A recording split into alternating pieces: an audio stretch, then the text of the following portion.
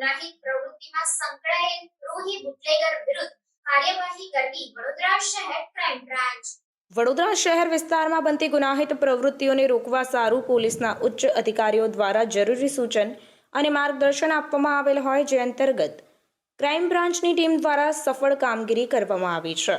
મળતી માહિતી પ્રમાણે વિદેશી દારૂની ગુનાહિત પ્રવૃત્તિમાં સંકળાયેલ રોહી બુટલેગર લાલચંદ ઉર્ફે લાલુ સિંધીની પાસા હેઠળ અટકાયત કરી જામનગર જેલમાં મોકલતી વડોદરા શહેર ક્રાઇમ બ્રાન્ચ।